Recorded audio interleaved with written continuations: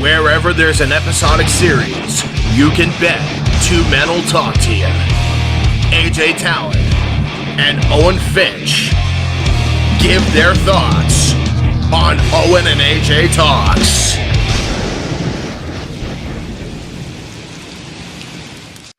Hey, hello, everybody. What's up, everybody? Welcome to Owen and AJ Talks. I'm Owen Finch, and I'm here with AJ Talon, and today we are back for another Avatar episode. And we were saying off camera, this might be one of the best stretches in Avatar. I would say definitely the best stretch in Book 1. Because we get two back-to-back hit episodes. We had the Storm last episode, and the Blue Spirit this one. Very fitting that we're doing this the day after we recorded the Storm, because this picks up pretty much right where the Storm left off, maybe like a day or two later.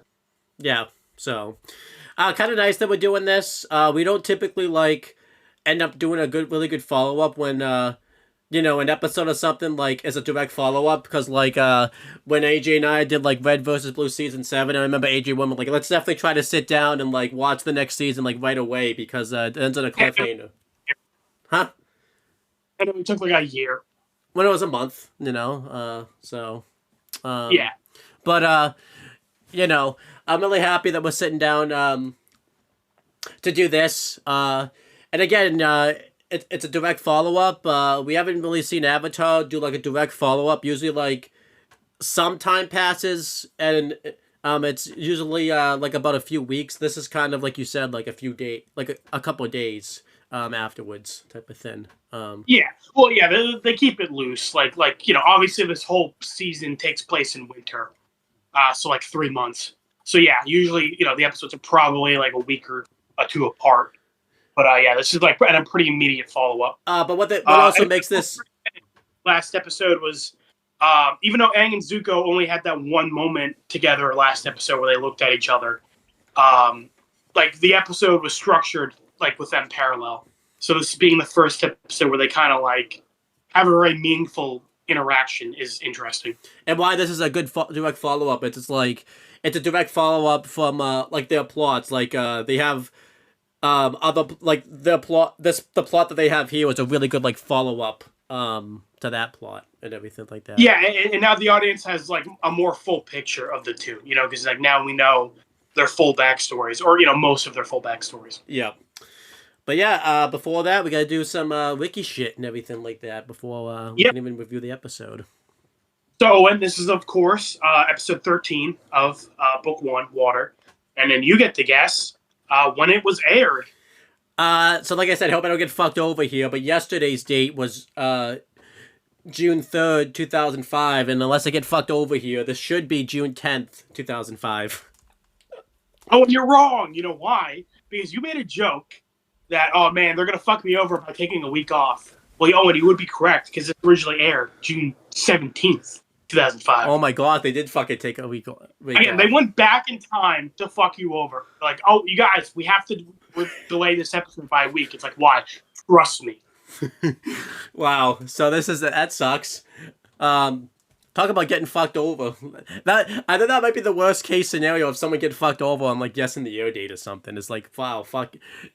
I even said that yesterday, but I'm I'm you know what? I feel like they wouldn't have made us wait more than 2 weeks. But boy, they fucking make us wait. All right. It's just I bet the worst case actually anyone ever got fucked over is the Yellow Jackets video you got, because you ended up saying you said a date that wasn't even a real fucking date. It was Yeah, it was a leap year that year. That's right. Yeah, no, that was extra fucked. Yeah. But yeah, continuing on. This episode was written by Brian and I think, and Michael. If I remember too, when you said the leap year, I was gonna give it to you too, because don't forget I was gonna say Showtime aired and everything like that, but then that didn't exist, so it's yeah. But this episode was written by Brian Kaninsky and Michael Dante DiMartino, who are, of course, the two main creators of Avatar. This episode was directed by Dave Filoni. Like I said, he's directed quite a few episodes of Avatar in Book 1. And I know him mainly from Star Wars Clone Wars, so it's cool to see him here. Animated by DR Movie. I talked about them yesterday, I think. Yeah. The guest stars are stupid because, again, they have Mako as Uncle Iroh as a guest star. And I'm I feel like he's a little bit more than a guest star. Yeah. Jason Isaac says Zhao, and I'm like, I feel like Zhao is also not considered a guest star. He's like one of the main antagonists of the season. I don't know what's going on there. Yeah. Yeah. So, Avatar Wiki, fix your guest stars. That's really weird. Yeah. But yeah, continuing on with the bullshit that we consider our show. This is a really good episode, and I'm really glad we're doing it. So we're going to pick up with Commander Zhao. Yeah, we haven't seen him since Winter Solstice, so good to see him. And of course, as we mentioned last episode, he's not allowed within a 20-mile radius of any children. So he's talking with this guy, the Colonel, and he's like, "Listen, I can't be within 20 miles of any children. I need these archers that can hit anything within 100 miles. This is perfect." And he's also saying, like, this is I'm searching for the Avatar, and like, you just have these archers standing around as glorified bodyguards. And the Colonel is like, "Zhao, this Avatar hunt is a vanity project. You're only doing it to boost your career. And like, I'm fighting an actual war here. Like, I don't have time for your little like Avatar hunt," which is interesting. Because it's kind of one of those weird things where I kind of get it. Like, on one hand, the Avatar is like your biggest threat. You've been hunting him for 100 years. Like, you should be pouring all your resources into getting the Avatar. But I do kind of see this guy's POV, where it's like, the Avatar hasn't been around for 100 years, and like a lot of people just assumed he was dead, and like now he's revealed to be like a 12-year-old kid. Right. I can totally see this guy being like, I'm fighting like actual Earth Kingdom soldiers. I'm not wasting resources hunting a fucking 12-year-old. Yeah, and I like this because you're gonna talk about this. Where it definitely changes. Like, Zhao is like trying to plead his case and like begging, almost like on his knees, and like trying to like trying to sweet talk his way to like get in like the men and everything like that. He's not really like being vicious about it. Like, you kind of see Zhao like kind of, because obviously he was just commander. He was kind of trying to ask for this for the quest, and he's trying to like basically do everything he could to try to get this. And then I think it's really cool because that as you'll talk about, once he gets his promotion, that changes like pretty instantly and everything like that. Yeah. Yeah. So a Fire Nation hawk comes through. It's like a messenger bird. This is cool because this becomes pretty consistent, and this is how the Fire Nation gets their mail. Is they have like these specially trained birds deliver it. Which makes sense. Avatar is heavily inspired by like, history in real life. And obviously like, messenger pigeons were like a big way that we delivered mail until, obviously like we got radios and telephones. What do you mean? Hey, just wait a couple of days, AJ. You got a letter coming for you. So. Oh, yeah. It's just like a picture of a butt. It's like, go fuck yourself or something. No, this would be Moo, or like the other cat like eats the pigeon. Oh. Yeah, I gotcha. Yeah, no, this fucking killer here, this killer hasn't fucking seen I probably doesn't even know what a bird is. This lazy ass, look at you. Unbelievable. Sleeping on the job. Our co-host here. But yeah, also, I like that we're finding out about, like, kind of a little bit more about the Fire Nation military, These, I think they're called the Yu Yan archers. Yeah. And that really hypes them up. That like, oh, I mean, these guys can shoot a fly's wings 100 miles away and not kill it. I'm sure he's exaggerating when he says that, but like showing that like the Fire Nation's got some like elite, not just like the casual grunts that we see a lot that Aang beats up. We got some like elite units. Not just that. This is the first time we've seen like firebender, someone in the Fire Nation that's like not really like a firebender that we like know of. Yeah, these archers, not firebenders. Yeah. So. But yeah, here's the mail that never fails. It makes Zhao want to wag his tail. He opens it up, and it's right from the Fire Lord.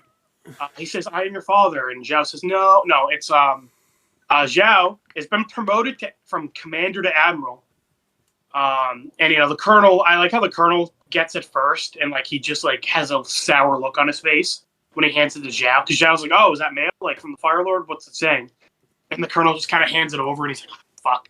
Yeah, I'm gonna guess that Zhao was promoted like before this, because it seemed like this seemed a little bit too much of a coincidence that he would get promoted right after he gets this denial. I'm gonna guess that like Zhao got told this maybe ahead of time, or Zhao probably got promoted after Winter Solstice, I'm guessing. Because it probably hasn't been that long since Winter Solstice, like maybe a couple weeks. And then maybe they were keeping it quiet, and then Zhao finally like used it. It'd be funny if he actually didn't get promoted. He faked the letter type of thing. That'd be funny.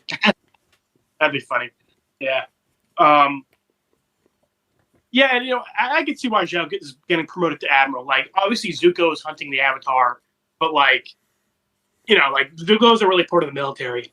Right. He's the banished prince, and he's got like a skeleton crew. Zhao is like the person in the military who's like actually like officially hunting the Avatar. Mm-hmm. And like I said, nobody's like really taking the Avatar too seriously, but I can see why the Fire Lord is like, okay, just in case, I'll give Zhao like the resources he needs to like hunt for the Avatar. Yeah. And yeah, Zhao basically goes like, all right, my request is now in order. Like, get these archers ready. We're gonna go Avatar hunting. We're gonna go hunt some 12-year-olds, boys. Wednesday night. It's 100. It's 112 though, actually. So this isn't that bad. Right. Zhao's like, he might be too old, and the colonel's like, what? He's like, I am nothing. But I like this scene, like I said, it really shows how villainous Zhao is. And I like that the second he gets his power, like, you could just see, like, the dynamics of the conversation, like, flip to, Zhao now is the one in control of this guy and everything like that. So, I like this. But you see a mysterious figure with a blue mask spying on this conversation. So, yeah, that's that kind of builds up a mystery of, like, oh, who's this guy and why is he, like, spying on Zhao? Yeah, I like this. I actually forgot that like we got to see him with this mysterious figure before like we saw him like later, so it was kind of cool. Kind of makes it more sense why the mystery figure like knows to go here like later and all that type of stuff, because obviously would have been kind of weird. I like that he's been like following like Zhao along the way. So yeah, well, it also makes sense. They're both hunting Aang, so it makes sense that they would therefore be kind of close to each other, like proximity wise. Bill probably knew Zhao was at this fortress nearby and went to go investigate it. Yeah, and I like this archery crew. I like how mysterious they are.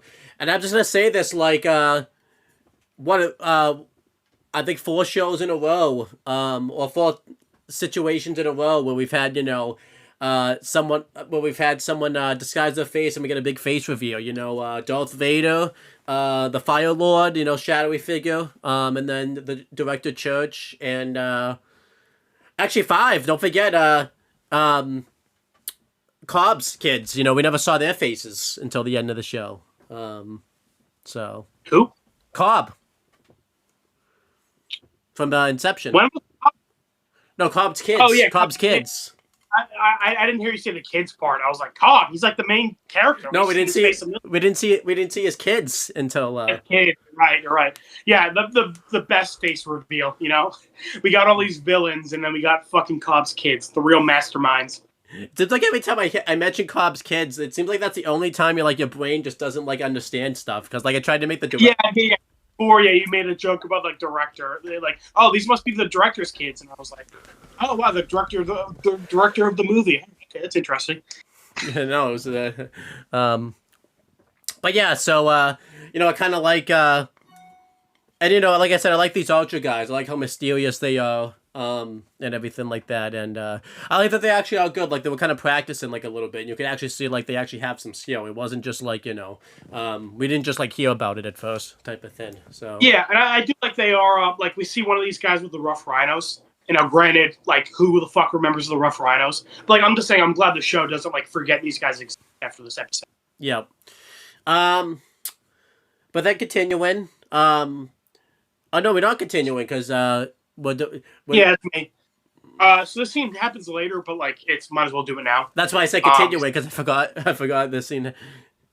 But you could go ahead. I was letting you do your thing, and you tried to steal my spotlight. Owen, how dare you? But now Zuko is in his ship, of course. It'd be weird if he was outside of his ship, on the ocean, and he's talking with a lieutenant who has a name, as we're going to find out at the very end of the episode.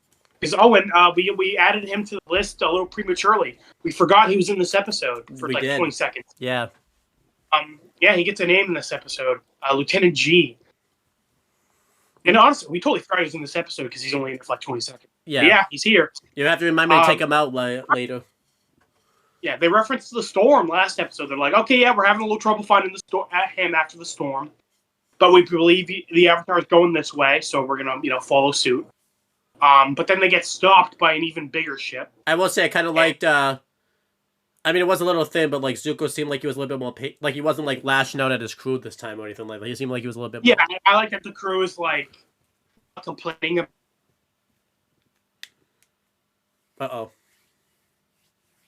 We're kind of doing the math on this. We think he's going this way.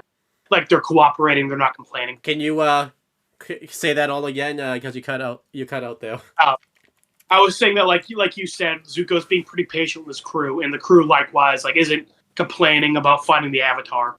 They're like, oh, we kind of lost sight of him at the storm, but if we do the math right, we believe he's going this way. Yeah. Like they're working with Zuko, they're serious about hunting the Avatar. And I think they'll also take it a little bit more seriously now that they know Zuko's backstory and everything like that. Yeah, that's what I'm saying. Like they're both cooperating a lot more, which is nice. Yeah. But all of a sudden, they're stopped by Zhao's ship, or one of Zhao's ships, and the commander of that ship comes aboard with a wanted poster of Aang. So yeah, that's cool because if you remember, it seemed like they were kind of keeping the Avatar thing hush hush. Yeah. But now they're being upfront, okay, the Avatar is a wanted criminal. We're putting out wanted posters, and Zhao has been promoted to admiral, and he is the one officially in charge of hunting the Avatar. And if anybody has any information on the Avatar, where he is, they're to report it to him. Yeah. Obviously, he's also doing this to kind of double fuck over Zuko because he knows that catching the Avatar means a lot to Zuko. Yeah, I don't even think Zhao really Zhao probably wants to capture the Avatar, but I think he wants to capture the Avatar to and I don't say this jokingly. I think he wants to do it to fuck over Zuko and everything like that. Yeah, well, I think it's both. I think it's he wants to fuck over Zuko, and obviously capturing the Avatar would make him a legend. Because that's the big thing with Zhao, is that he wants to be recognized as this amazing commander, and soldier. Yeah. Capturing the Avatar would make him legendary. And that's why in the North Pole he wants to be known as the Moon Slayer. Right. So, yeah, and I think I mentioned that we actually see Zhao in we find out what happened to him. Yeah, you did. And he's still fucking going on I will capture the Avatar, I will be the Moon Slayer, I will be legendary. He's still going on about it. Yeah. So, he's very committed. But yeah, Zuko's pissed off and he's like, look, we don't have any info on the Avatar. Get off my ship. We're going. And the guy's like, okay, well, Zhao's not letting any ships pass at this time. So you can't leave. And then Zuko just is pissed off that he feels he can't do it. So he's just all right, well, get off my ship anyway. He's if I can't leave, you still have to get the hell out of here. Yeah. And I like how Iroh's not taking it seriously. When they kind of just casually say Admiral Zhao, Iroh is just oh, he got promoted, good for him. Yeah. And he's just doing his pie show game in the background. But I like this though. It was a big changing moment for Zuko because now it's going to make catching the Avatar more difficult because he's going to talk about this later. Yeah, I was going to say this now because it's just a very quick thing. Yeah, go for it. So an hour passes. Zuko's on the deck of his ship, practicing his firebending. And Iroh, comes up to him and he's like, "Oh, it's been an hour and you haven't given your crew any command to move out or anything. What's up?" And Zuko's basically what's the point, And Iroh, I like how Iroh's actually the one, because Iroh's usually the one trying to calm him down. Here, Iroh's kind of telling him "Hey, look, don't lose hope. You could still capture the Avatar before Zhao." Yeah. And with what they said last episode, about the Avatar giving Zuko hope, it makes sense why Iroh's kind of trying to say that. And this is nice, where Zuko doesn't get angry at Iroh or anything. He kind of just turns around and he looks defeated. He's just how, Uncle? He has all these resources, he has all these men following him, Like, it's only a matter of time before he catches the Avatar at this point. Like, I'm going to lose everything. Lose my honor, my throne, my country. Like, I'm going to lose it all for good. Yeah, I like this. This is kind of the first time you've seen Zuko, like, extremely hopeless and vulnerable. Yeah. You know, I kind of like, you know, he's looking off into the distance, just kind of wondering, like, what the hell he's going to do. And it's kind of nice because you're seeing, like, Zuko open up. You know, we haven't really seen Zuko open up much, like, in the present or anything like that. So it's kind of nice to see, like, you know, him open up and, like, we kind of find out, like, what his wants and his true desires are and everything like that. And I like how depressed he is. I just kind of like that he just doesn't really see a... Not just he doesn't really see hope. He doesn't really see how he can even capture the Avatar because again he doesn't really have the resources. The only thing that he can do is really follow the Avatar, and again, you know, even that really isn't much because now the Zhao's Admiral, and I think what stands more is that it's Zhao that's Admiral and all that type of stuff. If it wasn't Zhao, I think Zuko probably would have taken it a little bit better, but because it's Zhao, he knows Zhao will probably put like more work.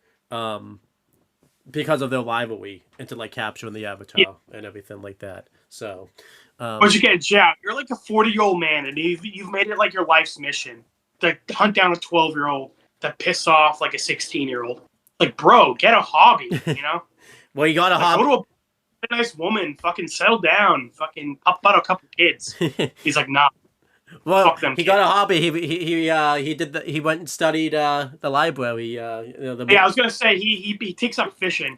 You know, that's his new hobby. Yep. But no, I really like the scene from Zuko here. Just really cool. And I liked, you know, the setting behind it. You know, it was like sunset, kind of showing. You know, Zuko was feeling hopeless and everything like that. So I really like the setting for it. Like I said, I really liked Iroh here. You know, even though Iroh doesn't believe everything's gonna be turning normal, he's still giving Zuko that like. Hey, we could kind of add Iroh to the list because he's kind of lying to Zuko, thinking everything's gonna go back to normal. So yeah, well, he's also lying about the fact that he's like a member of the White Lotus. That's true. So I think we already did add him. So yeah. But yeah, anything else you want to say about this scene? No, it's really good. You know, these are very short scenes. Like they don't take up a lot of time, but they do a lot of good job, like establishing lore about the Fire Nation, like how they do things. And good character stuff for Zhao and Zuko. Like they are very efficient. They don't waste a lot of time and they get a lot done. Yeah. It scenes that are very long, but you know, you take away a lot from these scenes at the same time. Yeah, like you said, even just stuff like Aang having a wanted poster now is like, oh, that's really cool, you know, because that like kind of lines up with what we learned before about like, you know, like the Fire Nation wasn't like officially hunting Aang, and now like Zhao's been the one officially appointed to like doing it. Yeah. But meanwhile, kind of doing all of this, it's a couple days later, and we see, you know, Aang and Team Avatar are still, like in the mountains area. They're kind of in like an old like building and everything like that, and yeah, this seems to be like an abandoned like Earth Kingdom like civilization, like it's like ruins like built in the mountain. Yeah, and it's a couple of days later, and Sokka is very sick. You know, he's coughing up a storm. He's sneezing and wheezing, and he's shivering, and you can tell he has a fever. And obviously this makes sense because Sokka was out in that storm, so obviously he got sick from the storm. And I'm gonna guess because obviously this is kind of back then. Obviously, like no one really knew about sicknesses or anything like that. I'm gonna guess he had like the flu or something because obviously he seemed like he had like the flu like symptoms and everything like that. Yeah, so like a very bad fever or something. Yeah, and Sokka's very delirious and just obviously talking nonsense because he thinks like Appa has a really good sense of humor, so you can definitely tell the sickness is getting to him. This is really funny because he does. Oh, why is that crazy? I think Appa's hilarious. I mean, in Aang's dream, he was hilarious. So. He's pretty funny, like keeping Momo from eating that like watermelon and all that type of stuff. So, and then I think Zuko lets him free later. He's like, you know, he was a really funny guy. And Zuko's like, you know what, Papa, I like you. You can go free. Yep. And you know, Katara obviously kind of mentions that Appa, you know, has is sick. and they kind of realize that they have to do something about this because you know that this isn't just something that that Sokka can just get rid of by just rest. They need some type of cure or something like that. So they're gonna fly off to go get it, but you know, Sokka really isn't in any condition to fly. And then Katara starts coughing, and you know, obviously she catches the sickness from Sokka. But this makes a lot of sense because I guess she's been the one mainly taking care of like Sokka, and she's been the one around him a lot more. She was also out like in the storm for a good amount of time, like when she was probably looking for Aang and like everything like that. So that makes a lot of sense. And I guess Aang's immune to the flu. That's cool. You know, that's nice. So yeah. So if Aang's immune to the flu, does that mean like all of the avatars are immune to the flu? Like, do you think the avatars before him were immune to the flu? Do you think the avatars after him are going to be immune to the flu? I wonder how that works. I think Aang's just so different. He's like super muscular guy, like a little flu. Pathetic weaklings. I was frozen for 100 years and I didn't even get a sniffle. Yeah. So yeah, Aang says he's gonna like go do something. He's gonna find a cure. And, you know, he sees that it's too dangerous to use his glider just because of how windy it is. Because it's still, like, not long after the storm. They're up in the mountain. He's like lightning stuff. Huh? He sees, like, lightning and stuff. Like, there's still kind of a storm going on. So, you know, if he is flying up, he's a good chance of getting struck by lightning. Yeah. And that's how the Avatar... You know, as we're going to find out in the future, Aang is not immune to that. Flus, sure. Lightning, that kills Aang pretty fucking good. Yeah.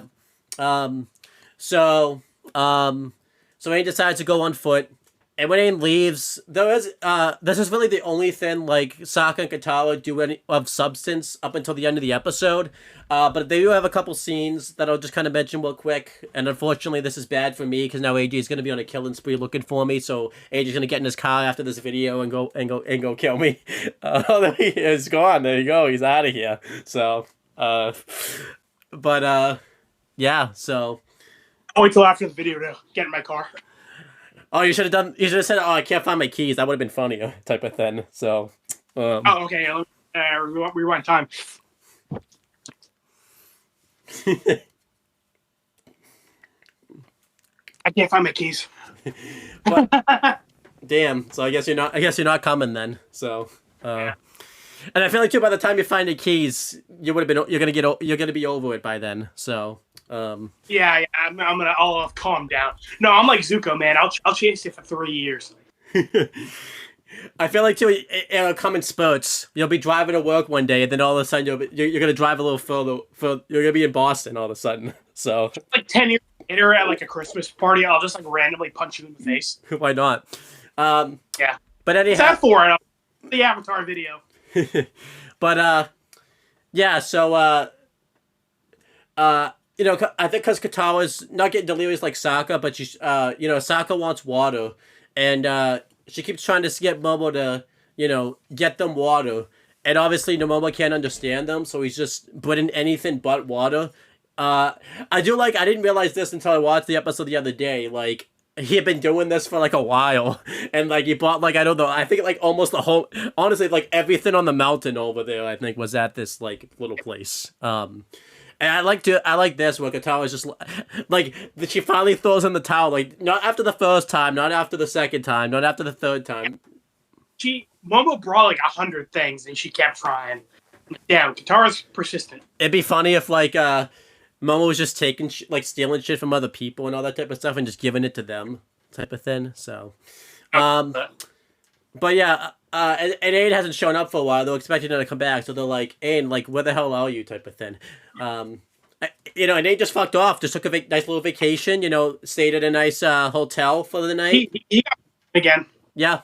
He went to that village with Javi because you know they're out in the mountains in the woods. That's true. He's like, oh, what a nice village, and he's like, oh, hi, who are you? And he's like, oh, I'm Javi. I'm just out here chilling. Yep. And you know. Is you know Javi also gets frozen. That's right. Yeah. Him and Aang used to be roommates. Probably. Or you know, ice mates, I guess. So yeah. You know, Aang starts making his way to see if he can find. You know, because he looked on the map and he sees that there was like a little like infirmary, pretty much. that they can go to get the cure, and this is kind of cool. We get to see Aang like run for the first time. I think we've seen it a little bit, but like this is the first time he's like full on like sprinting, because we saw it a little bit in the Southern Air Temple, but here he's actually like definitely putting forth more effort. And doing this, we oversee these two guys. They're looking at the wanted posters, and we don't really know who these guys are. We just think that there's random background dudes. But these are Fire Nation scouts. Yeah, and they're looking at the wanted poster, and one of the things that it says is, it says that the Avatar can run faster than the wind, and obviously they think it's just propaganda. Really funny to hear that word like in like a kid's show and everything like that. I wouldn't have expected to hear, not just because it's kind of a word that not a lot of kids would like say and everything like that. Like you would think they would say like, oh, that's just a bunch of baloney type of thing, like a kid type of thing. So, but then all of a sudden Aang runs by, and when he runs by them, like they were in like a watchtower and everything like that, and it like takes down the whole watchtower. And as we find out, the guy blows his whistle. And like I said, these were scouts from the archery group that Zhao like hired and everything like that. So they blow the like alerting everybody in the area, like, oh hey, the Avatar's like around here, like you can find him now. Which makes sense, because they would know he's like in this general area. Makes sense. They would have scouts around looking. Yeah. I will say though, even though you mentioned it's been kind of a thing before, this is the first time it's like addressed. So like Aang basically has super speed, like he uses air bending to like propel himself. Aang, this is like really useful. It'd be a shame if you were in a situation later on where you were like running after a villain who didn't have bending, and you were trying to catch them. Go, oh man, they're too quick. I just can't catch them. Just remember, Aang, you have super speed. Yeah, just remember that. So then, and you went on a whole drunk rant about that too. So, yeah, I think I did. You're right. I forgot about that. I know. Too bad you won't be able to find that anymore, probably. So, but Aang goes to like a little nursery area. That's used to cure people with illnesses and wounds. And we find out that this has been here for a while. Obviously, it's abandoned. We find out that like two males used to work there, but they like went off somewhere else. And the old woman says it's just her and the cat now. And AJ, I can say this is pretty much our grandmother in Avatar, pretty much, who just talks like a lot. For real. Yeah. Same mannerisms almost and everything too, and everything like that. Yeah, I was gonna say like we think she's like making something, and she like slaps her hand, and she's like, "No, this is from Cat." Yeah, well, also, sorry to pull our grandmother real quick. I'm gonna interrupt you and say something else. I guess because I looked it up on the wiki. I guess Aang running up those stairs to the medicine place is a reference to Crouching Tiger, Hidden Dragon.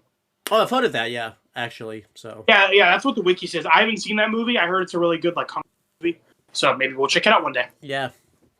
And we found out this old lady's been there, and like her remedies have like not just healed earthbenders from their wounds, but they left better than they were before. And Aang's obviously like frantically trying to get this cure for his friends and everything like that, and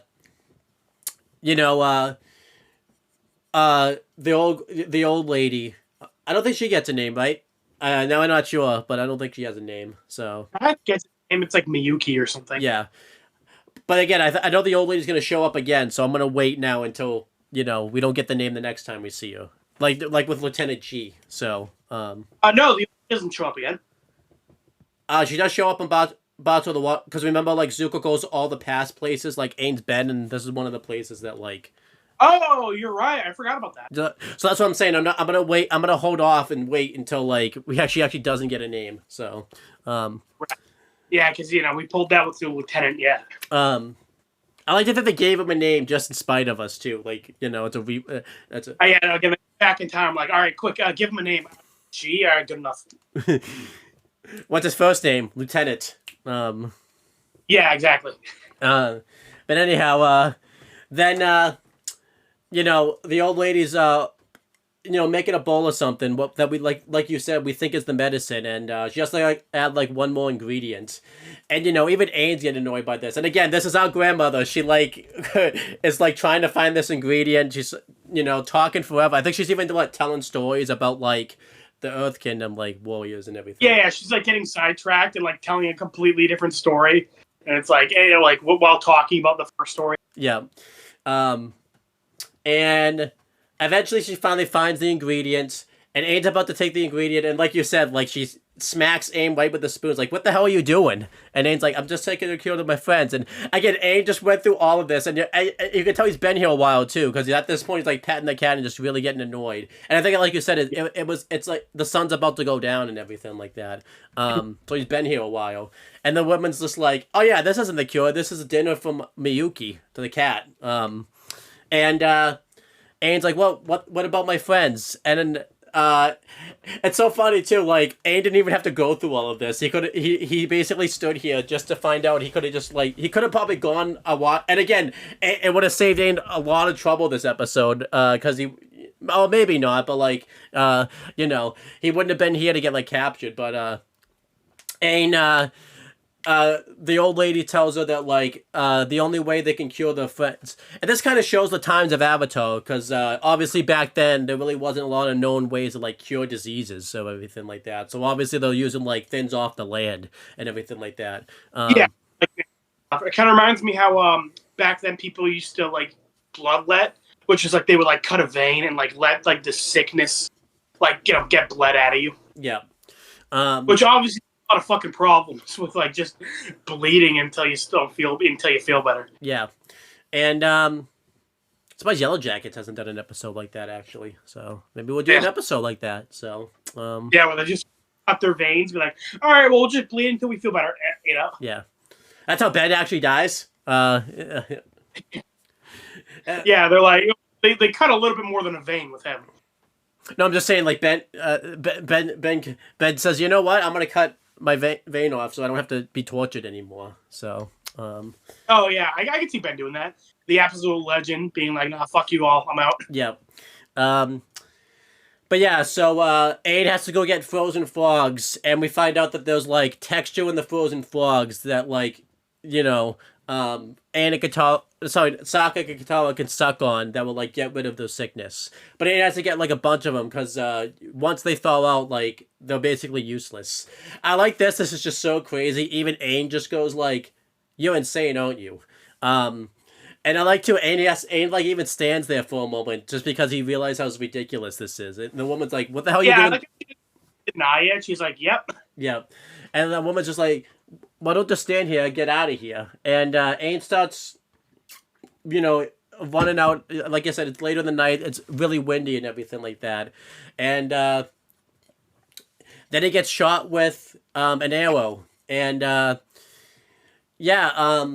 bunch of arrows get shot at him. And we see the archery team that was hired by Zhao earlier in the episode. Really like this archery team and everything like that. They're really a medicine, and I just love that they're just pelting, and I really like the design of them, and I like their fighting. Like that they're not really wasting time either, type of thing. So. Also, little detail, I like that they're kind of, they're not just shooting randomly. The first two shots, if you notice, hit Aang's boots, and the arrows went into the ground, so Aang was pinned to the ground. He couldn't move. Yeah, because obviously, and then while airbending the other ones away, he had to kind of try and pull out the arrows from his boots. So they weren't sending to kill him or anything like that. They were obviously just told. Well, yeah, we're gonna find out later. They were specifically trying not to injure him and kill him. Yeah, so Aang starts to kind of run away from them. And I forgot how intense this chase scene is, because I've seen it before, but I forget how intense it is. He jumps off a cliff, and I forgot the guys jumped off the cliff. I'm like, how the hell did they survive this? So what they do is they shoot an arrow up, and it basically makes a zip line onto the tree, so they can propel down that way and everything like that, which was really cool. And Aang lands into the the swamp area. and he notices a frog. And again, I think Aang probably could have gotten away from this, guys, but because he's so worried about getting the frogs and everything like that, it kind of fucks him over and everything like that, because he wants to get the cure to Sokka and Katara and everything like that.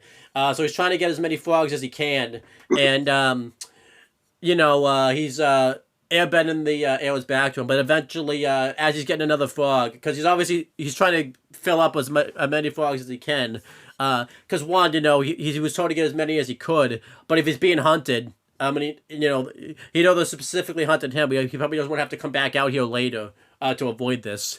But as he's grabbing one of the other frozen frogs, he gets shot with, more arrows, and he gets pinned up to like a branch that's in the the swamp and everything like that. And he freezes the water and uses it as a shield to try to block the other arrows, but the water breaks pretty quickly because of the force that they're just shooting the arrows at, that it eventually breaks and ends up getting to Aang, and then they, shoot a net at him, and Aang eventually gets captured. I really like this fight right here. I like that Aang, Aang probably could have beaten these guys if he really wanted to, but he was more so trying to escape, and, the only reason he doesn't escape is because he was more thinking about Katara and Sokka and trying to get the frogs. And I really like this. It's, non-benders versus benders, and kind of like that shows that non-benders can fight just as well and everything like that. We've been told in Avatar that only the benders are like the better fighters and everything like that. Kind of shows that that's not the... And it's going to be funny because as you'll talk about, somebody else is going to show up that, yes, they're a bender, but, he ends up having a better skill than bending. So. Yeah, like, okay, they're kind of better as a non-bender. Yeah. This scene was cool. A lot of like escape fights, like where the character isn't trying to like really win; they're just trying to get away. Yeah. Also, by the way, I guess according to the wiki, Aang jumping off that cliff to escape the archers is like a reference to Rambo. I haven't seen Rambo, just like I haven't seen Crouching Tiger. So maybe one day we'll review those. Maybe. But yeah, that's cool. I also, when you mentioned, it's nice to see Aang utilize waterbending a little bit because he's still not like amazing at it, but like he knows it, so it's good to see him like use it here and there. Yeah. Because he mainly uses airbending. He never really uses waterbending like much in the show either, so it's nice to see him. Yeah. And also, like he, he's getting the frogs. He gets his sleeves pinned to the tree stump behind him, and then like he very quickly the swamp water up and like freezes it to make a shield. And like you said, the arrows break it. But like again, like I like the attention to detail from the animators where it's not just like they pelt it with arrows and it breaks. What they did was they did like the Robin Hood thing where they like kept shooting it in the same spot. Like, they kept splitting the arrow. Yeah. So basically what was happening was like they took one spot and like just kept like, shooting it to like break it. Yeah, that's cool. As soon as it broke, like, they shot, so Aang didn't have time to like make another one. They just, like Aang got surprised by it breaking and then they, pinned his other arm. Yeah, it's really cool. Yeah, so again, I think the animators did a great job of not just like, they're just flinging arrows. Like, it really feels like these guys are like being precise and have like a game plan. Yeah. And again, they knew they were going after the Avatar, so they expected he would be able to like... They probably planned for like whatever element he would use and everything like that type of thing. So yeah, exactly. And like you said, obviously Aang was like distracted by like trying to get the frog, so he couldn't just like dip. But at the same time, these guys were trying not to kill Aang, so it's like it doesn't feel forced that like this fight happened the way it did. Like it makes sense given the characters' like motivations. Yeah, I like this fight a lot. Yeah, it's great. And then the next scene, Aang has been brought. Aang is captured. He's been brought to that fortress we saw at the beginning, where like the Yuyan archers train at. And Aang is in a room, chained up. And according to the wiki, also the creators wanted Aang to be like suspended in the air, like chained up, like like arms and legs. Yeah. But I guess Nick didn't let them do that. I guess like a censorship thing. But it's funny because they end up doing that in Korra, where like when Korra gets captured and they like suspend her in the air and like chain her with legs, which makes sense, because you could still bend with your feet, so that does actually make sense why they would like restrict your feet as well. Yeah. Funny, another time Korra is captured, like they kind of say, like, okay, we're not giving you any water, and obviously no fire or rocks. I mean, like, there's air in here, but we can't really do anything about that.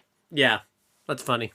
So, and obviously, there's no metal bending at this point in Avatar, so like, they don't really give a shit about like the chains being. So yeah, Aang's captured. Also another thing, sorry to pull a Mona. Aang's clothes are all torn up from his fight earlier. Like he's got like a cut on his like overshirt. Yeah. And like he's got like mud from like the swamp on his sleeves. And like it's cool. I like it when shows kind of give the clothes like battle damage. Kind of showing like the clothes aren't like invincible. I remember an example I can give is when we did Toy Story. I don't know if when Sid like burnt Woody with the mirror, like his face, like his head. Yeah, like that burn mark on his face for the rest of the movie. Yeah, that was good.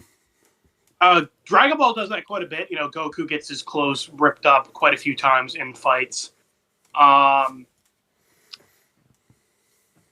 Adventure Time, Finn will gets his hat torn up quite a few times. Yeah. Danny Phantom, I think, has done it a few times where Danny's gotten like when he gets really beat up, his like clothes will be all like tattered a little bit. Yeah. Ben 10 doesn't actually really do it that much. At least not with Ben. Ben will get their clothes ripped up a bit, but with Ben transforming, his clothes usually remain intact. Yeah. I think one time Ben like got a black eye as an alien, and when he transformed, his eye was still like bruised when he turned back to human, but that was kind of it. So I'm just saying I like that one, and that's not really like a clothes thing. Point is I like that when they show that the clothes actually do get like damaged and stuff. Yeah, it just stays that way. Yeah. Yeah, and like later on, Aang gets his uniform fucked up at the end of book 2, and when Aang puts it back on book 3, like it's still like all tattered, so he has to kind of wear it like a toga. Yeah, I like that. So yeah, just cool. I like it when shows do that. And yeah, Zhao walks into the room, and remember, he was in Winter Solstice, but he didn't really get a good look at Aang. He got a good look at Roku, and he probably was fucking shitting his pants. Yeah. So he's like, so this is the great Avatar. Kind of crazy that it's taken this long for Zhao and Aang to meet face to face, since Zhao is like the other big bad of book 2, of book 1 besides Zuko. Yeah, it's interesting. Yeah. Well, what do you think about it? Zhao and Aang don't really have that many meetups. We got this episode, we get the the Zhong episode, and then we get like the North Pole. That's kind of it. Yeah, it's just that little scene in the North Pole too. Like I don't think they really share. Yeah, it's not even a big thing. It's like a very minor scene. Oh, like I said last episode, when you think about it, really Zuko doesn't have a whole lot of episodes either. Yeah. Which isn't like a bad thing. But I'm just like, it's kind of funny when you look at the episodes. Like, wow, 20 episodes in. When you think about it, like these guys don't really fight Aang that much. Yeah. It feels like they fight him. Yeah, definitely. But yeah, Zhao was like, so I don't know how you've made it. He's like, oh, this is the legendary Avatar. I don't know how you managed to evade getting captured for 100 years, but your little game hide and seek ends now. And I love that Aang is just like so pissed off, because normally Aang's all like passive and like avoiding confrontation, but Aang is like pissed here. Yeah. It's kind of cool to see him be this like aggressive, where he's like, I never hid from you. Like, take these chains off and I'll fight you right now. Kyatt taught him well. Yeah, I know, right? He's like, my father taught me how to fucking kill firebenders like eating breakfast, buddy. Yeah. Yeah, and Zhao was like, yeah, no, that's not going to happen. But don't worry, I'm not going to kill you. Oh, and he also, actually, funny enough, he kind of makes fun of the Airbender. He's like, how does it feel, by the way, being the last Airbender, being the last of your kind, nobody else? And I do like this, where Aang kind of actually, like, looks down, like he's, like, sad. Yeah. Because obviously last episode, that he kind of, that got addressed a little bit. I like that it's not fully gone away. Because of course that's not going to go away. Yeah. That's like kind of something that you're going to carry with you forever. Like Aang's always going to be sad that he's the last Airbender. And Zhao, obviously, is saying all this to him because he knows, because Aang's chained up, so he can't really do anything about it. So he's just gonna. Yeah, obviously, because Aang, like Aang said, like, okay, take his chains off and fight me. I was like, no. Yeah. Yeah, so we saw what happened the last time Zhao picked the fight with a child. You know, it didn't go good for him. It did not. Yeah. Not the last time either. So yeah, Zhao's. I do like this. You know, this is a pretty smart. You know, because like in shows and movies, whenever they keep the main character alive, it's like, bro, just fucking kill him. Yeah. But like, no, this is like Avatar has like the perfect excuse to not do that. Where Zhao even points out, like, I'm not going to kill you because that'd be really fucking stupid. Because we've been hunting you for 100 years. And if I kill you, the next Avatar is going to be born, and we're going to have to fucking hunt for him too, and start all over again. So, you know, like, we're going to keep you alive, but just barely. Mm-hmm. So that's like a perfect excuse, like, why they don't kill Aang. It's like, yeah, of course they wouldn't, because then the next Avatar is going to be born, and they're going to have to hunt him. Yeah. Or her. I like that a lot, yeah. And, you know, it really makes Zhao come off villainous because, honestly, this is gonna be a face worth in death for Aang because you know. Yeah, he's literally in chains until he's like an old man, essentially. You know. Yeah, you know, at least it would only be until he's in his 60s, I guess. That's good, you know. Yeah, actually, not that long. So I guess you know, outside Aang. You know, so that's good. Zhao goes to walk away, and then Aang just like spits out a giant burst of air and like knocks him into the wall. His last little fuck you. And I like that because the last Airbender movie, which sucks all the dick in the world, Aang's a little bitch in this scene. You know, he looks like he's about to fucking cry. You know, he's like, you know, I like that Aang in a bitch. You know, he's like, I'll fucking fight you. I never hid from you. And then you know, when Zhao walks away, he just like gives him a little fuck you. Yeah, I like. And, you know, is like, no, fuck all this shit. I'm not afraid of you. I like this, yeah. Yeah. You know, and then Zhao gets up and tries to compose himself, and he's like, all right, you know, play your little tricks, but you're not getting out of here, and nobody's coming to save you. And he, you know, shuts the door. I will say, like, you know, as a fan, but, you know, as a fan, as a kid, you would buy this, too, because, again, the only people that would be looking for Aang is Sokka and Katara, they're like sick and they don't even know what Aang is and how to get here. So like you're like wondering like how the hell is Aang gonna get out of this situation type of thing. So like, you know, you don't really know if how Aang's gonna get rescued or anything like that. So yeah. How does Aang get rescued, Owen? He doesn't. No, this is where the show ends. You know. Little thing. You know, Aang has the frozen frogs tucked in his shirt from the fight, but because it's presumably been like a couple hours now. They're starting to thaw out, you know, like they kind of half thaw out, like the front half. So they jump out of Aang's shirt and start like crawling out the door. And Aang's like, oh, no, come back. Mm-hmm. My friends need to suck on you. And, you know, like the guards actually see the frogs like from underneath the door and they're like, what the fuck? Yeah. But Owen, somebody did come to rescue Aang. It's the blue spirit from the beginning of the episode who was stalking Zhao. Yeah, he. This is cool. You see him like outside the fortress, and you know the fortress is getting some cargo delivered. My dog is staring into my fucking soul right now. But yeah, the blue spear like hops onto the you know the bottom of the wagon, and he's hanging onto it, and you know it's about to go into the fortress. But, you know they have a guard checking it, and this is cool. You know because you know they don't just do like the Batman thing where he like disappears, and it's like where the fuck did he go? Like, you know, it makes sense where he disappeared to. You know, because the guard is, like, checking the back of the wagon. And then he, like, goes to the side and looks under, and he's gone, you know. And then, you know, the wagon starts going into the fortress, and you see the blue spirit, like, hit in the back of the wagon. And that makes sense, you know. The guard checked it. And then when the guard went to go look down, the blue spirit just, like, crawled up. Yeah, I like that. Like, obviously, it's very impressive that he did that quickly and that, you know, silent. But, again, it's not like the Batman thing where it's like, okay, like, where could he possibly have fucking vanished to? Yeah. I like the music they play for the Blue Spirit. Very mysterious, and it becomes like... It's kind of like the bell jingling sound. Yeah. Very, like, you get the vibe that this is going to be, like, an imposing figure, but you, like, don't know who this is or anything like that type of thing. And this is the music that they use, like, for the Blue Spirit, like, the rest of the time we see him and everything like that, which is cool. Yeah, because I like that this becomes like his theme, like whenever he shows up. Yeah. So. Yeah, so he sneaks in. He kind of. By the way, could have been. We don't know who it is yet. It could be a woman. You're right. Yeah, you're right. The blue spirit could be. You know, Owen. Why are you assuming they're a woman? You know, they could be a pineapple. That's right. Could be Dingo. It could be Dingo. You're right. Dingo, are you the blue spirit? Got the same. Yeah, got the same colors. Yeah, exactly. I can believe it, huh, Dink? You the blue spirit? She's neither confirming nor denying. So yeah, the guards are unloading all the cargo from the transport, and the blue spirit kind of dips past it and goes up into a tank.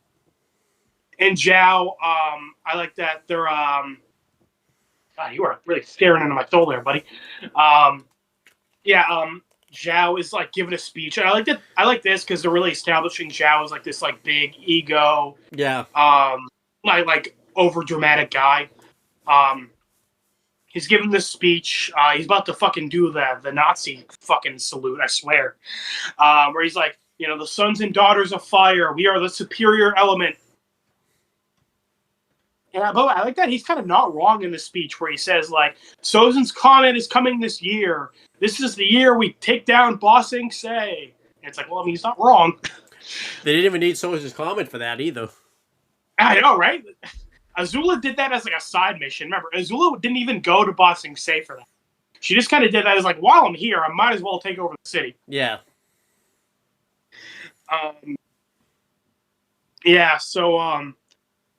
And then, you know, he's like, and we've captured the Avatar, the only threat to us. And while he's giving this speech, Blue Spirit's like darting past one of the walls, and he takes a rope and like, you know, ropes down and goes into like a sewer, and he's like kind of darting past is slipping past the bars. I love the way he moves. Yeah, you know, like he was like a stealthy like ninja. You know. Yeah, like you know, even like kind of the way he just like slips past the bars, like it feels effortless. You know, like he feels very fluid. Yeah, I like this a lot. Well, it's a good contrast to how he normally is.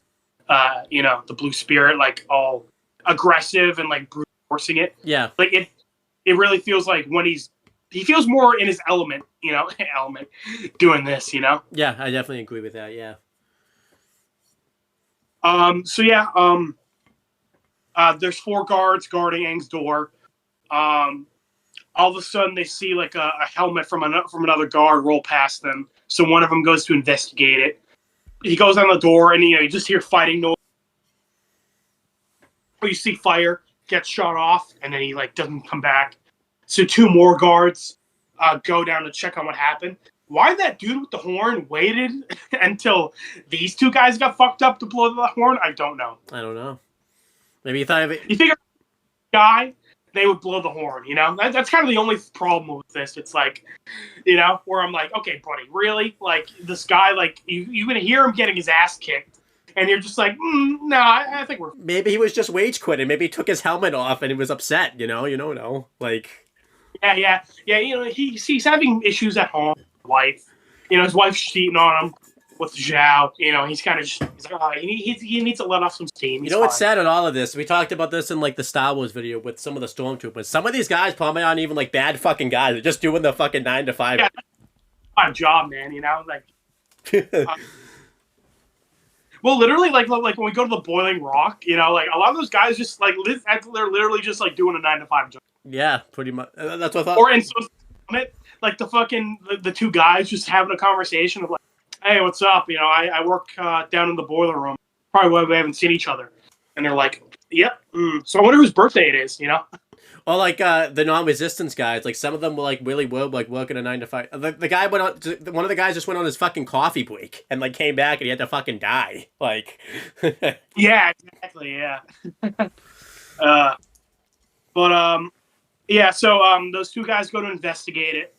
And they see the first guy like suspended in the air, and then the Blue Spirit takes like a chain and like ropes their hands, make sense, so they couldn't firebend, and like also suspends them up.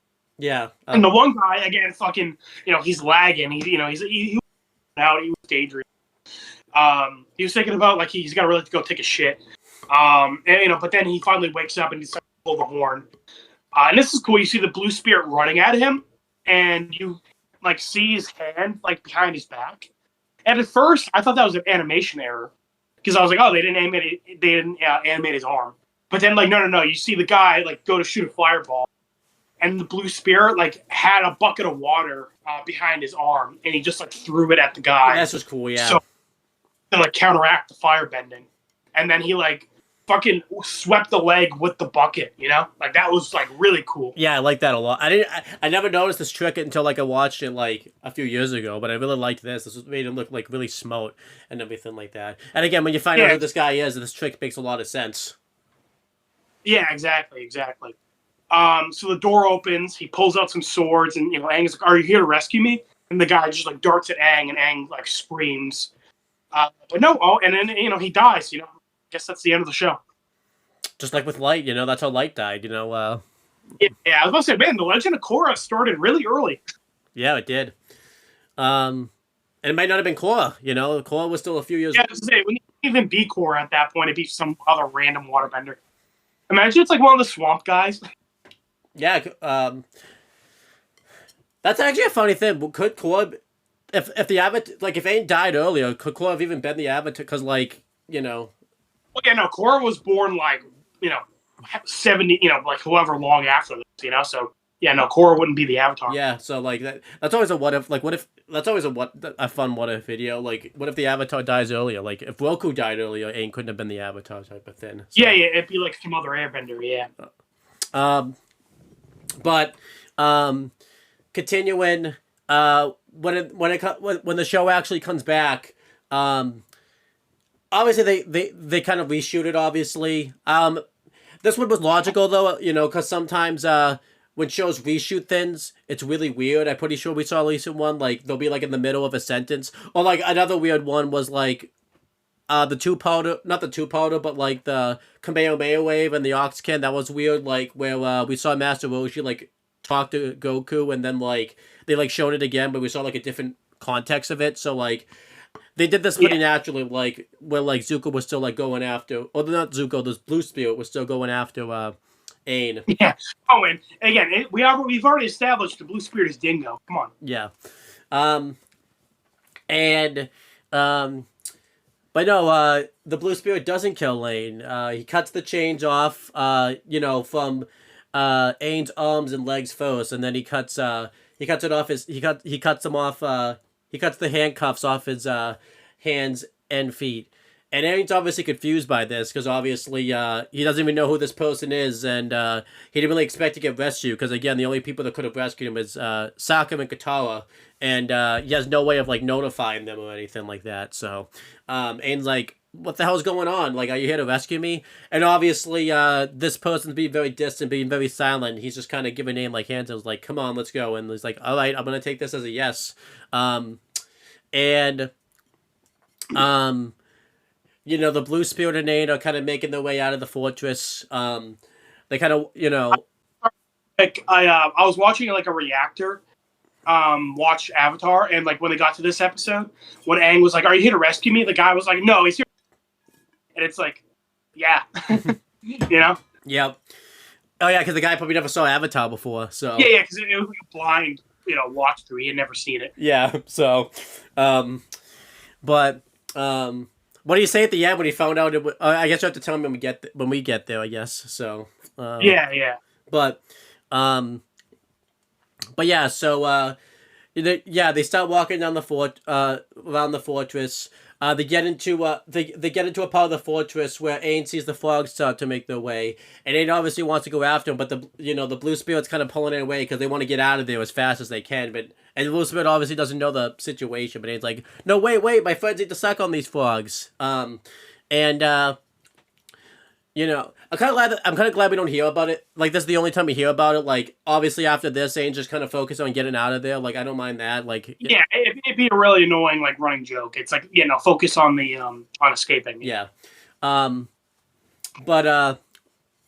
the Blue Spirit and Aang are underneath the sewers, and they're kind of waiting for a moment to so that way they can go up because this place is heavily guarded, and they're kind of they're just trying to sneak through all the chaos and everything like that. So eventually, they go up.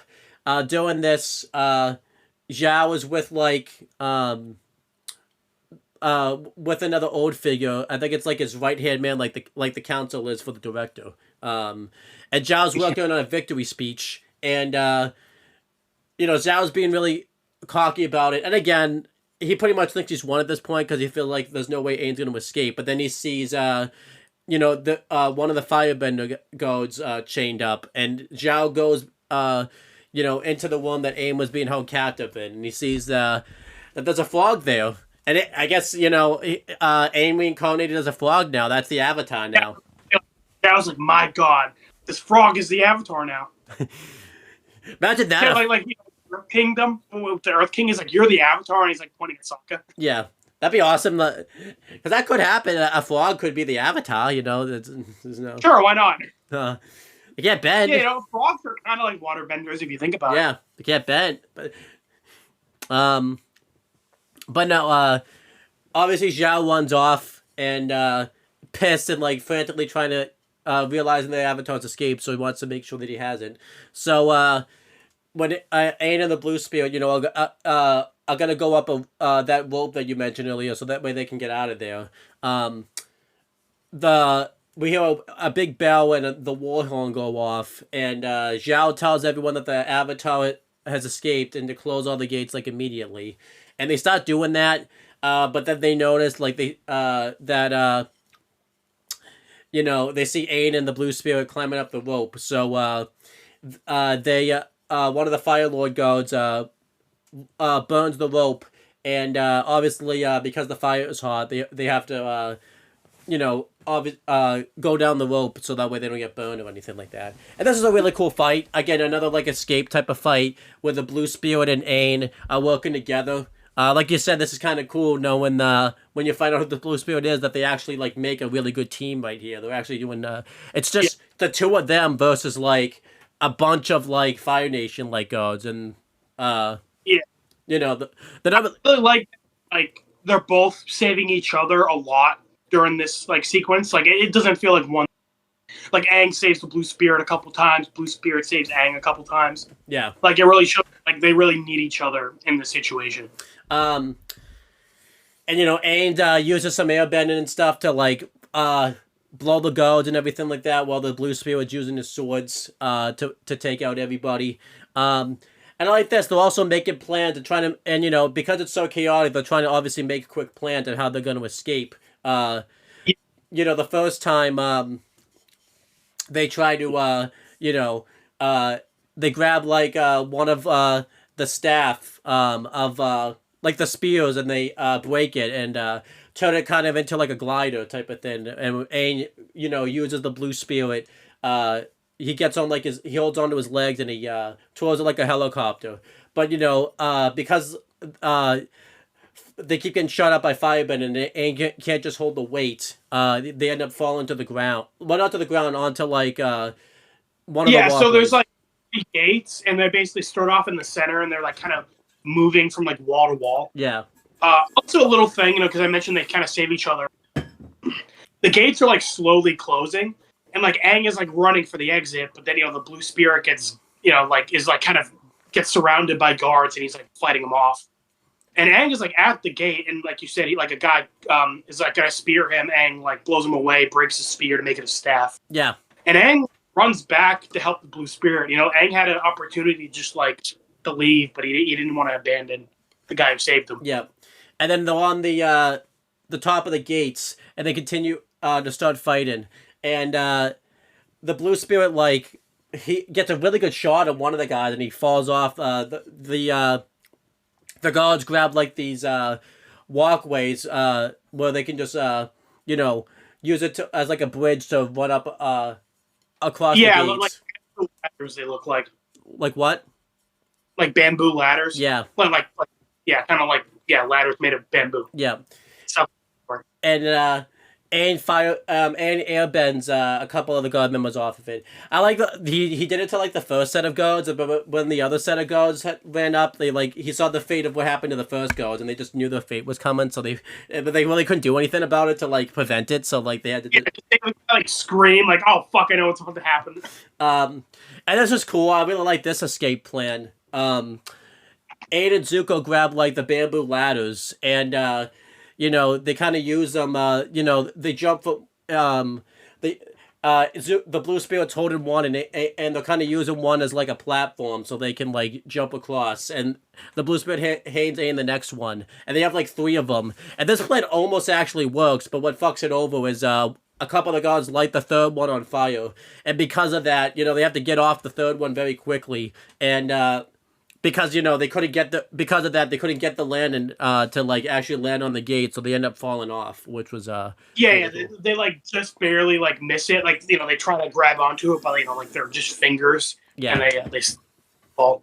Yeah, this is definitely one of those fights you have to like see the escape plans to like kind of get it type of thing. Yeah, well, like I like that, like it's just like Aang and the Blue Spirit like improvising like on the fly through all the chaos, like trying to use whatever they can find to like get them across the gates. Yeah, and I like how quick it is. They have to come up with these plans very quickly. And I like that they're just trying all these types of things, and obviously they can't really see that it's not going to work, but again, they're just improvising. And I like how some of these plans almost work. And like I said, I like that they save each other on a few points and everything like that. But then eventually, when they're just at a point where they can't really try anymore, they just have to like fight for survival pretty much, and they're outnumbered at this point, and the Fire Nation guards all start shooting fire at Aang, and he starts blowing it back at it, but Zhao's like, wait, stop, hold your fire, the Avatar must be captured alive. And Zuko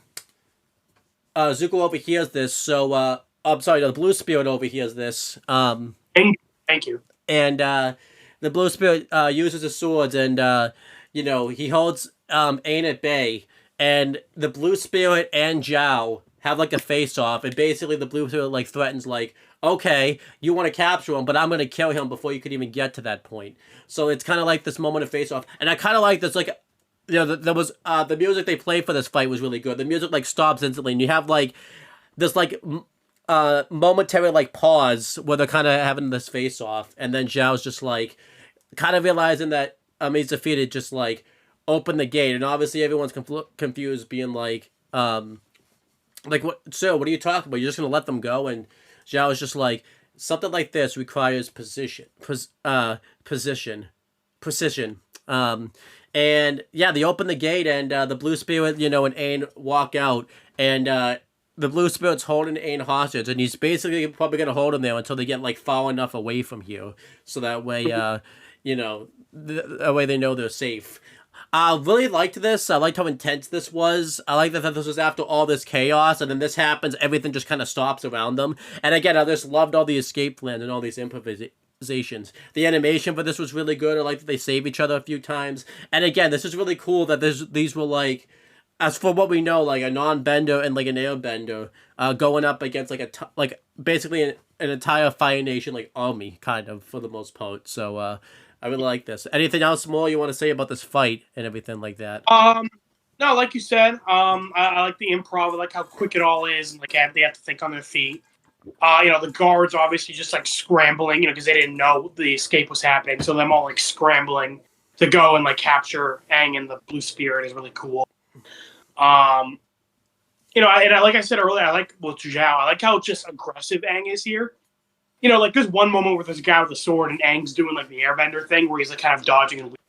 But for the most part, Aang is just like fucking blowing people back. He's like being super aggressive in this fight, which is like a cool change of pace. Yeah, I like that. It's kind of the opposite, where the Blue Spirit is the one kind of like, being the one like all like dodging and like, kind of just like hitting the weapons. Although the Blue Spirit 100% killed someone here. That guy swinging his sword at Aang. The Blue Spirit fucking like gets him in like a full Nelson and then like fucking throws him off the tower. Yeah, that's what I was talking about. Yeah, and like the camera cuts, and I'm like, oh, that dude fucking died. Yep, that's a good way to go though. Yeah. But yeah, I do like this. They brought back the archers. And it makes sense, because obviously this is like their fortress. And, like, this obviously ends up backfiring on Zhao, that, like, he lets Aang and the Blue Spirit out the gates. But, like, to be fair to him, like, what else was he going to do in that situation? Yeah. He didn't really have much of a choice. Yeah, and he's like, he still didn't plan on letting them go. He just didn't expect Aang to, like, kind of recover so quickly. But he's basically like, all right, knock out the thief. Oh, yeah, well, I guess that's another thing, is, like, his biggest mistake here was, like, just knocking out the thief. Like, he had too much. He's basically like, I'm gonna knock out the thief. I'll deliver him as a gift alongside the Avatar to the Fire Lord. Yep. And yeah, he has the archer knock out the Blue Spirit, and he hits him right in the head, knocks him out. Aang turns around, and this is really cool. So the mask didn't get knocked off, but the arrow hitting it did like knock it off slightly, like off center, and Aang just barely noticed like an inch of a scar on the eye, Yeah. And then Aang very quickly just like kicks, uses the airbending to kick up all the dust on the road. And Zhao is very quickly like quick, capture them. And Aang, right before he disappears, is using the smoke screen, lifts off the mask and really fully sees that it's Dingo the dog. Aang is like, "Is a dog?" It's Zuko. This is a really cool twist, but it also doesn't feel pulled out of their asses. Like they were setting it up earlier that Zuko like doesn't want Zhao to get Aang. Right. And I think the Wikipedia, the creators like talked about it. That like like for the plot, it's like they set up that Zuko and Zhao had a rivalry, and they're like, okay, well if Zhao did capture Aang, like nobody would be more motivated to get Aang than Zuko, Exactly. Yeah. That makes total sense. I like this too because it's not like it's a twist too, but then you're like, you get Zuko's motivations based on the past, and a lot of people wouldn't like think, oh, is this Zuko gonna have like a face tone and everything like that? Like, no, like he doesn't want Zhao to get the Avatar because if he gets him, then Zuko can't get his honor back. So yeah, I was gonna say, this is like brought up in book 3 where Aang brings up to Katara and Sokka that Zuko is the one who rescued him from Zhao, and Katara's like, oh please, he only did that so he could capture you himself, Yeah.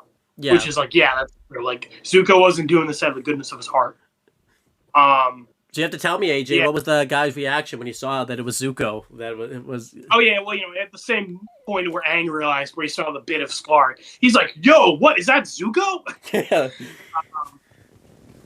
Yeah, so he was very surprised by that. You have to send me that later. Yeah. And I do like this moment where the reactor also had a good comment here, where Aang he falls on his butt and like he's like surprised, and he like just very quickly like gets up and starts to run away. And the reactor was like, "Bro, come on, you can't leave him. Like he just saved you. They're gonna kill him if they find him here." Which Zhao would 100% kill Zuko if Aang just left him there. Yeah. Although I also like it makes sense why Zuko wasn't talking earlier. Yep. And why he wasn't firebending, because he didn't want anybody to know. And actually, also on the wiki, they were originally going to do the red spirit was what it was going to be. Okay. But they changed it for a couple reasons. One, I think they said like with the mask he would have looked like Korean Spider-Man. Like I guess like he would have looked too much like Spider-Man with a red mask. Yeah. And so like they thought it would give away the twist that like the red is like Fire Nation.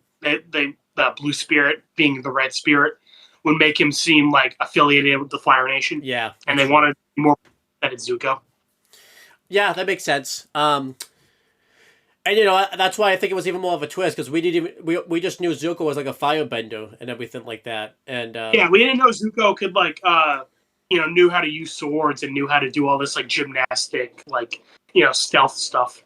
But then you kind of watch it back, it kind of explains why he's able to beat Zhao in the Agni Kai, because he doesn't beat Zhao because of his firebend, he beats him because of how athletic he was, like, in that Agni Kai and everything like that. So. Exactly. Yeah. So, Aang, like I said, is like about to just ditch Zuko, but then he turns around. He's like, "No, I can't do it." So yeah, Zhao's pretty pissed off because when the dust settles, Aang and Blue Spirit are gone, and Zhao has failed to capture the Avatar, and it's the next morning. They're in like the woods, presumably kind of far out from the fortress, and Zuko wakes up, and he turns and he sees like Aang just kind of sitting there, like staring off in the distance, or like staring at the ground. I like that we were getting this from Zuko's POV originally too. Yeah, because like it's kind of blurry when and then he kind of like turns his head and he sees like Aang there. Yeah. Yeah. I also like that Aang like watched over Zuko the whole night. Because like when they left, it was dark and it was nighttime. Right. So Aang, by being super worried about Katara and Sokka, decided like I'm gonna watch over Zuko until he wakes up. Yeah, I like that. Yeah. And it makes sense. Obviously he wouldn't want to bring Zuko back to Katara and Sokka. So it makes sense, but he also doesn't want to ditch him. So yeah, it makes sense why he would just like look for him in the woods for a couple hours. Yeah. And as soon as Zuko wakes up, and kind of just starts talking, and he says that I also do like this, where it really does show that like he is upset that it's been 100 years. He's like I mentioned in the pilot episode, where when he's like taken aback that it's been so long, Katara's like, "Hey, maybe there's some good out of this." And he's like, "Well, I'm glad I get to meet you." It's like, "Wow, Aang, you got over that really quickly." But like, no, I like that they keep showing that Aang isn't over it. Right. Like upset that everyone he knew is gone. Because he mentions that and this is also cool because this was set up too. That he in that episode he mentioned that like he has friends all over the world, including the Fire Nation. And he says that he 100 years ago he used to visit his friend Kuzan, and they used to get in so much trouble together, and that he was like one of the best friends he ever had, and that he was from the Fire Nation just like Zuko. And he asks Zuko, if you were born 100 years ago, do you before the war and before all that, do you think that maybe we could have been friends too? It's it looks the camera pans to Zuko, and he's kind of just sitting there silently, like listening to it. He's not doing anything, and his face doesn't look angry or anything. He's just kind of sitting there, like blank faced, and he's just listening to Aang talk. Yeah. But yeah, I think that's a good question to ask, and it's kind of a good question you can learn from like history of certain things didn't happen in certain time periods. Like a certain people would have been friends, like during the World War II time frame, during the Cold War time frame, during the Iraq War. There's all these moments. Definitely during all the times racism was a huge thing back then. Like there's all these moments where people were just born in the wrong time periods where they could have been friends. So I do kind of like that. Avatar's actually like addressing that issue in the frame of a kid's show and everything like that. It kind of makes people think. Then like that. So and I love it when shows do this, when they have like the protagonist and the antagonist kind of have moments like this. There's quite a few shows that do that. Tokyo Ghoul, Kaneki and Amon have like a whole thing where it's like they basically have to fight to protect their friends. Like they're kind of showing two sides of the conflict, and they both kind of acknowledge like I don't want to fight you, but like we kind of have to. Like the circumstances like have kind of forced us to. Yeah. Gundam, Char and Amuro. That's the big thing with them, where they kind of have like a little friendship going on. But again, like their situation. Walking Dead, when Ben 10, we had a whole thing with Kevin and Ben where like they really actually did get along really well. Yeah. And they were friends. But again, they kind of just like a bunch of bullshit happened and they kind of ended up being enemies. Walking Dead, when the two groups are at war with each other, sometimes they'll put that war aside if they have to take out like zombies or like to get out of a situation and all that type of stuff. Danny Phantom, Vlad in the future, when he kind of looks at that photo and he's like, if any good came out of this whole thing, it's 20 years without ghost powers. Made me realize that I was a fool. There's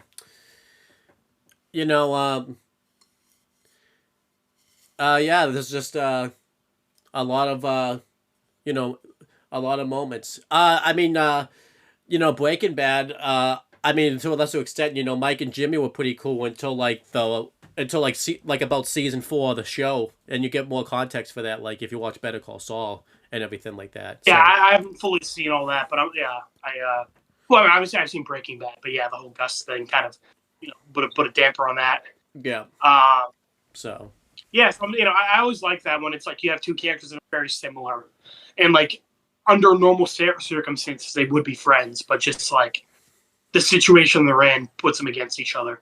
yeah. I mean, You know, Walt and Gus were really good friends until like the Jesse situation and all that type of stuff happened. They were like really good with each other and everything like that. yeah, and it kind of sucks because it's because up until this point, like and a big thing is like up until Zuko, until like book 3, like the second half of book 3, Zuko never calls Aang Aang. He always calls him the Avatar. Like I think for a lot of like this is it's not personal really for Zuko. It's like he just sees him as the key he needs to getting everything he wants back. Yeah, definitely.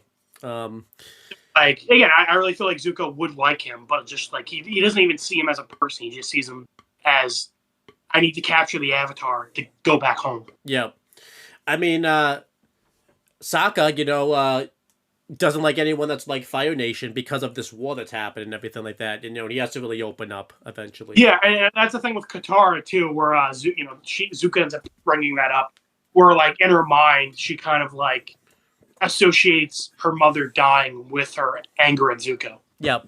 So. And don't get me wrong, Katara had plenty of reasons to be mad at Zuko. Like again, she's kind of just labeling it like all the Fire Nation stuff, and she's like kind of putting it all on him. Yep. So I just like that this conversation was, brought up and everything like that. So. And in Yellow Jacket. Gundam one because I think Zuko's pretty inspired by Char. And like he has a very similar relationship with the main character of Gundam. Yeah. So that was a. And not really Spider-Man kind of, with Harry, like they were best buddies, but because of what happened with his father. Yeah. That kind of creates a rift between them. Yep, definitely. Even like before he finds out he's Spider-Man, like they were very cold towards each other, like before that and everything like that type of thing. Yeah, well, it was creating issues because, like, as far as he knew, Peter was like buddies with Spider-Man and like taking his pictures. Yep. So, but yeah. So, continuing. After this. Yeah. Oh, I guess this is you still. So. Well, yeah, this is like one last thing where again, like you don't really know what Zuko's gonna do here. Like he woke up, he listened to everything Aang had to say, and he kind of just lied there. And afterwards, like, there's kind of like a couple seconds where they're just staring at each other. And then, unfortunately, Zuko just immediately shoots up and shoots a fire blast at Aang. And Aang, going through the trees, hops away. And I do, like, Aang, Zuko's standing there, like, frowning. But then after Aang's gone, he kind of just, like, his face relaxes. And you kind of just see him standing out in the woods by himself for a couple seconds, He's just kind of standing there and really not really knowing what to think. Yeah. I do like that. It was kind of like an urge by Zuko. Like, I need to get my honor back. Like, there's more important stuff to think about type of thing. Well, like I said, like, obviously that hasn't changed for Zuko. Like, for him, like, that's the most important thing. But like I said, I do like that Zuko was actually listening to what Aang was saying, because he brings it up later. Yeah. In book 3, where he says like, "Hey, you once told me like you thought we could be friends." Yeah. So I do like Zuko was actually listening, and it's something he did like think about. Yeah. So what do you think Zuko's plan was? Because obviously, like, he was expecting to just grab Aang and like leave. I assume like. Well, kind of like what Ira says later on. I don't think Zuko really had a plan. Yeah.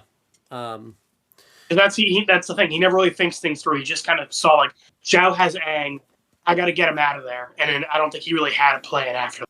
I do like that ends up being a character trait for Zuko, because there's a lot of these moments you could go back to and allow it. And then, like, if people ask, like, okay, so Zuko, what was your plan here? I'm like, I like that because he didn't have one, and that makes sense for his character. He's so focused on, Yeah, because like you said, Zuko probably was going to just like keep backing up until they're out of sight.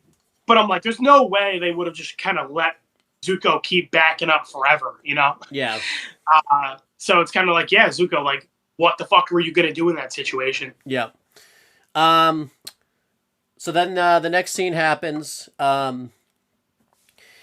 It goes back to the river to grab some frogs, and he comes back and he tells it, Sokka and Katara to suck on them, because it'll make him feel better. They start doing it, and obviously Sokka, because he's still sick. This is kind of funny. It's like a comedic moment, but then because Sokka doesn't get the context, it's actually like a serious moment where Sokka's asking Aang like, "Hey, how was your trip? Did you make any new friends?" And I really like this. Like Aang's really depressed, like, say like, "No, I don't think I did." And this is really sad, because Aang, was kind of starting to kind of like, I don't think turn around on Zuko, but again, he kind of opened up to Zuko, kind of talking about the fact that like, that he always have friends back in the Fire Nation. I think he's just sad with the way the world is, that like, because of how everything is nowadays, the Fire Nation really, and Zuko just doesn't really see Aang as a friend. He kind of just sees him as someone he's going to capture and everything like that. And I think he's a little upset that, in his mind, he probably like, Zuko really didn't take in what he said. He kind of just took that moment so to like capture him and everything like that. And he's like realizing, Zuko probably just did all this so that he could capture me. Like he didn't really come save me, because it was the right thing to do. He saved me for him and everything like that. So, really sad scene for Aang here and everything like that. And again, I do like this because, if it's a comedy thing for Sokka, but again, because he doesn't get because the fans have the context, it's really upsetting when Aang goes, "No, I don't think he did," and he like just kind of goes, and he doesn't really go. I like, because normally, like, we kind of have like a fairly cheerful ending for Aang at the end of these episodes, and like we have like one last little comedic thing for Katara and Sokka here.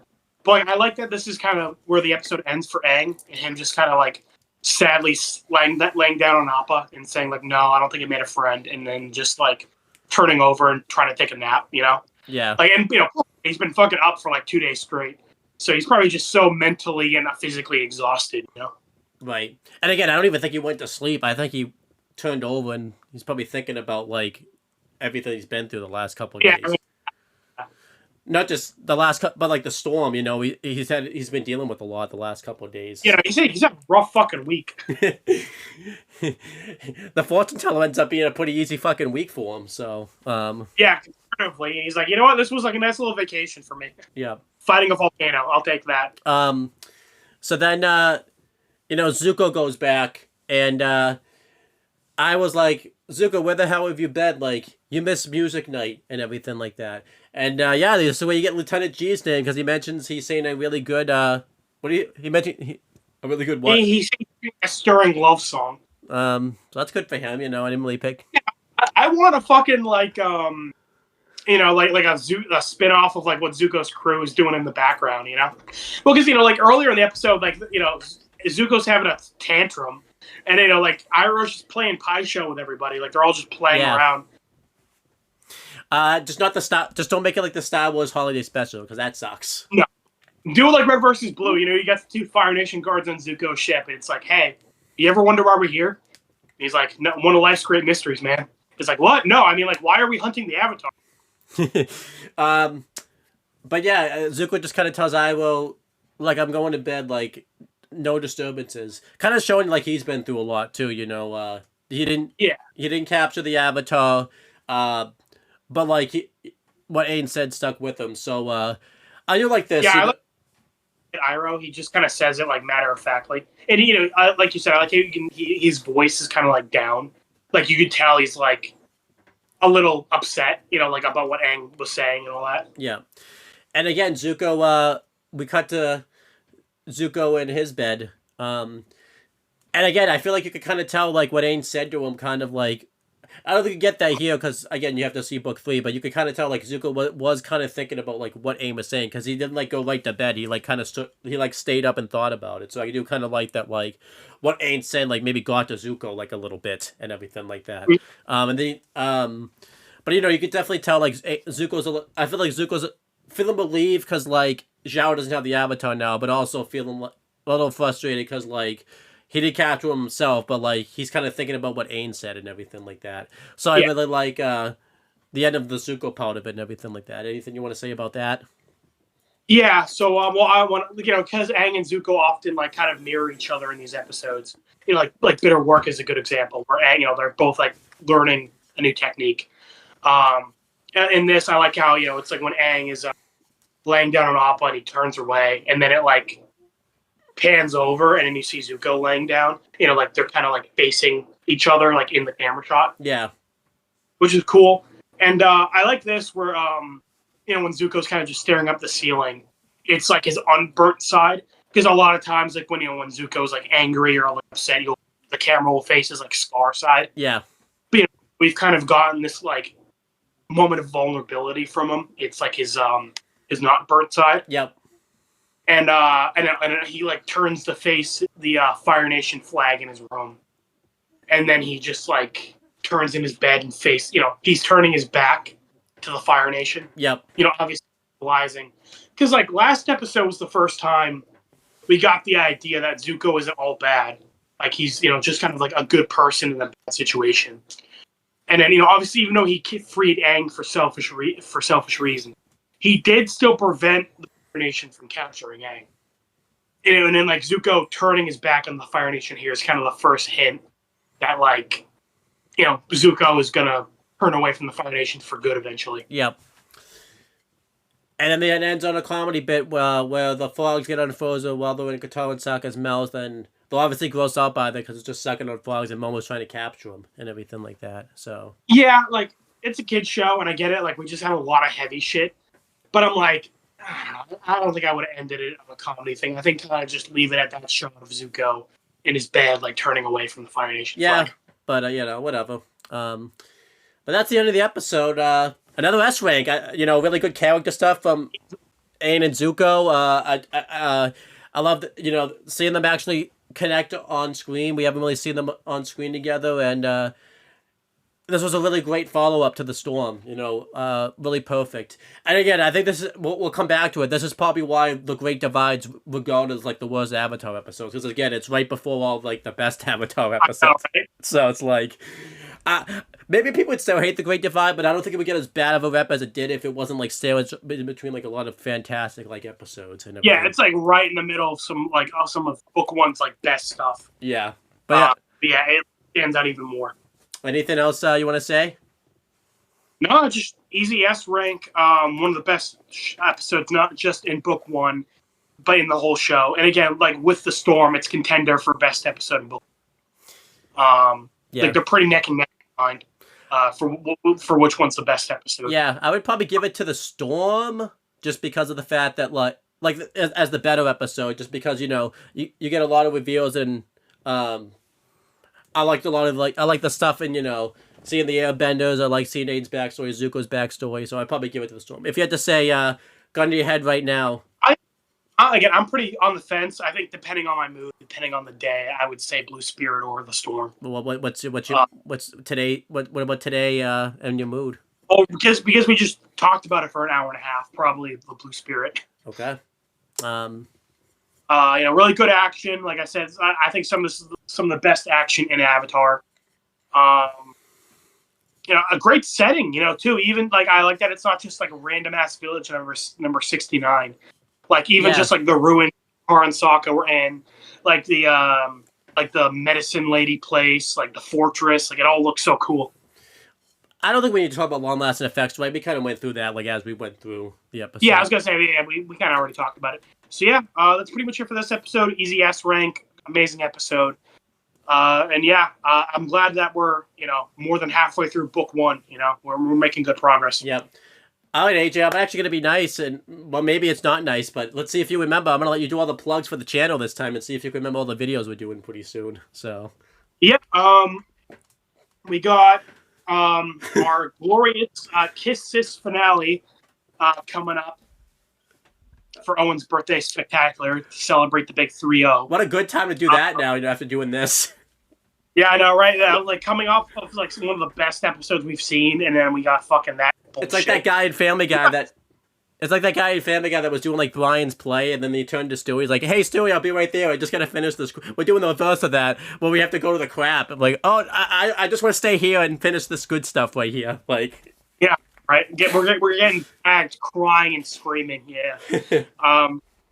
Well, yeah, that'll be a milestone for us. Oh, and that is 10 years in the making, more than 10 years. Yeah. Yeah, and then we also got some movies coming up. We got Evil Dead 2 and Return of the Jedi. So really looking forward to those. This is probably our last bit of Avatar, like a month. But in April and definitely May, we're going to be going really heavy into Avatar, Danny and Ben. We're almost at the end of Ben 10 season 1. We only got like 4 episodes left of that. Avatar, we only got like 4 episodes left, and then we're going to be at the North Pole. So definitely looking forward to that. Danny, I think we have more work to do. Yeah. But we're also like halfway through season 1 for that. But we do Ben first, right? Because we haven't done Ben in a while. Yeah, we haven't done Ben in a while, and it's a Gwen episode coming up, so I think we should do that. We still got Toy Story 2 to do eventually. We got a guessing game, Phineas and Ferb, coming up. A lot of fun videos that we've kind of talked about, and thankfully they're not like long projects that we really got to settle down for. They're kind of ones that we can bust out pretty quickly. Yep. And AJ, this is the last video we're going to be doing together with me in my 20s. The next time we do a video, I'll be in my 30s. So, that's... I know. Yeah, quite a milestone. Yep. And unfortunately, the first fucking video I'm doing in my 30s is fucking Kiss This. So... Yeah, I know, right? Listen, start off your 30s strong. Yeah. That's actually the first video, too. No wrestling video before that. It's my first fucking YouTube video at all is going to be fucking Kiss This. That's fucking great, so... Well, Owen, it's all uphill from there. Yep. Hey, this Kiss This episode could be S-Wake. You never know. So, Imagine that. Imagine like 10 episodes of the absolute worst F tier shit ever, and then we get like an S tier out of nowhere. It's like, how? It would have to be like a completely different show. After we turn on the wrong show, like yeah, like Lord of the Rings or something. Like they're like, oh, very interesting choice for an episode, but okay. Yeah. So now we got 2 more. We're definitely doing it too. I gotta watch 2 episodes too. I don't know what after I watch 2 episodes of Kiss This the same day, I can't even afford watching 1 episode of Kiss This the same day. It's like, yeah, no, we really got to go in strong for the big 3-0. I feel like AJ's gonna have like a large vodka bottle with him when he says that. Oh yeah, I already got all my beer and shit and vodka in the fridge. I'm prepped for next. But yeah, that's pretty much it, guys. And we'll talk to you guys later. Unfortunately, the next time we talk, it was Kiss. Oh no! Look forward to that! Yay!